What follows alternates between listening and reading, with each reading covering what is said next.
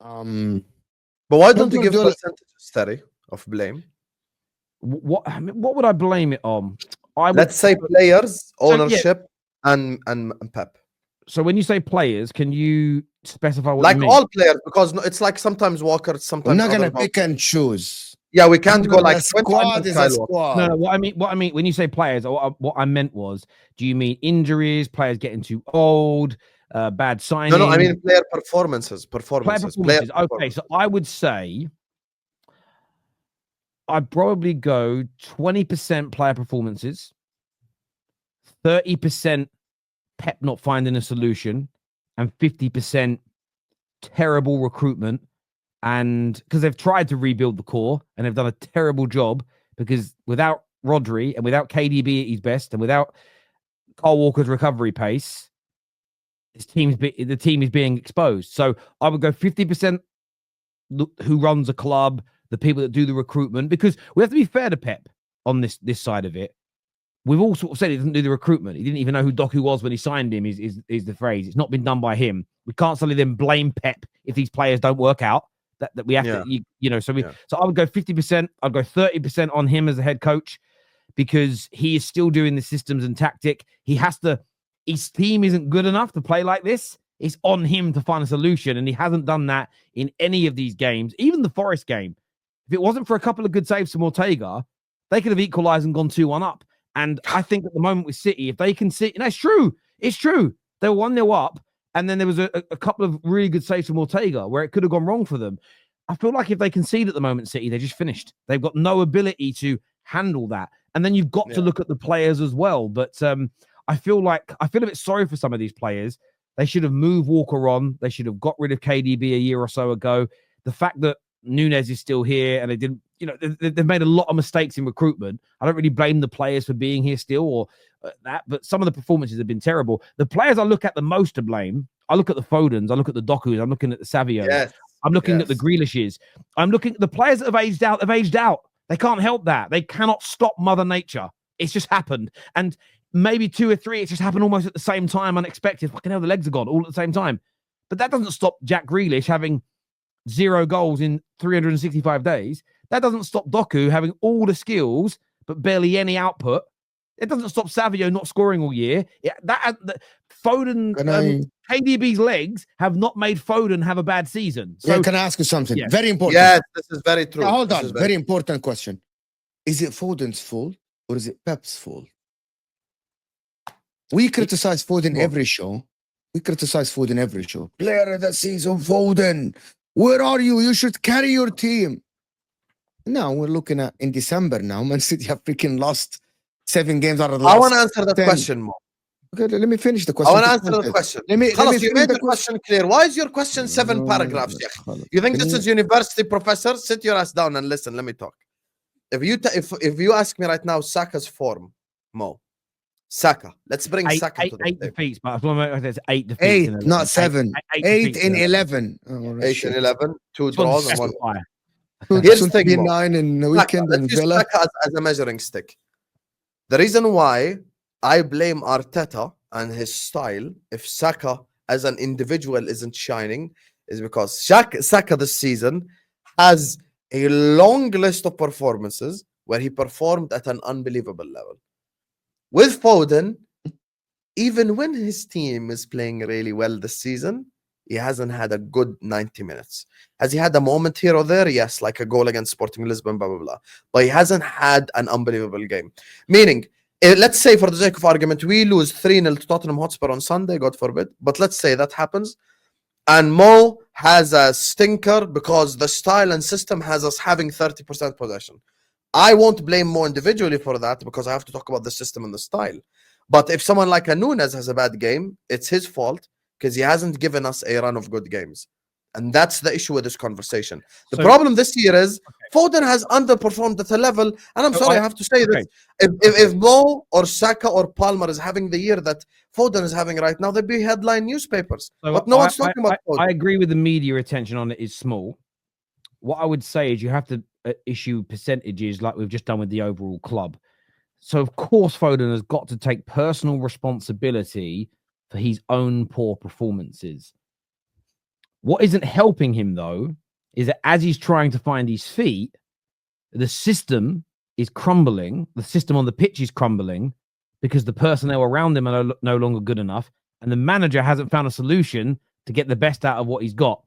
Then, this is the one problem when you've been at the top for a while, is these players don't know how to handle the adversity. It's a different... I always say that in life, you're going to be poor as a grown-up. It's probably better to have grown up quite poor. If you're going to be poor from having money, I mean. So you're going to have money, you're going to lose it and become poor. I think it's easier to be poor, wealthy, then poor again, than to be wealthy your whole life and then suddenly become poor. Because I don't think you would know how to handle suddenly... What do you mean budgeting? What do you mean going to a food bank? What do you mean, putting an extra jumper on and turning the heating off, right? I grew up like that. I could handle it again in my life. I think players like Phil Foden has never really known this type of adversity, this type of media scrutiny, this type of attention for bad results. So I feel that you have to, if you're attributing the squad building to some of the reasons the team is bad, if you're attributing the Pep 30% for why the team is performing poorly, when it comes to an individual player's performances, some of that blame has to go onto those sectors as well, because it's a team sport. So I would probably look at it and say 20% the club, 30% Pep, 50% Phil Foden. If I was going to break it into a percentage, he has so to why did Saka performed when Arsenal were terrible?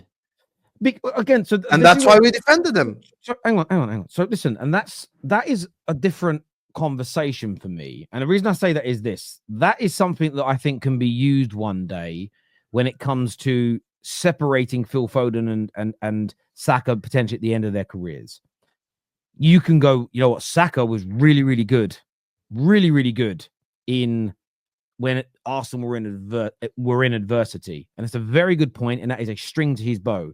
And you might point at this anomaly. Maybe this season's an anomaly for City. What about Palmer last season? Hang on. Just let me finish the point and you'll understand. Okay. You may then look at this season as an anomaly for Foden and say, when City needed him to step up and they were bad, he was just as bad. You mentioned Palmer. Palmer and Saka have got examples of delivering in those moments. And that is a string to their bow. And that's something that you might decide to put them above Foden over. But maybe when we're doing this conversation in 5 or 6 years' time, neither Palmer or Saka have delivered in Champions League knockout runs that have led to winning it, or in title runs that have led to winning it. So I think the criticism of Phil Foden is absolutely correct to happen. And I think when you look at Saka in moments of adversity, Arsenal's adversity, Palmer in moments of adversity, Bruno Fernandes, I know they're different ages here, during moments of adversity for Man United. Rashford isn't. No, I'm pointing out players that have been in bad teams that have still delivered individually. These are things that you can go, that area is better than what Phil Foden did in that example. But it's the same as when we do Pep versus Fergie.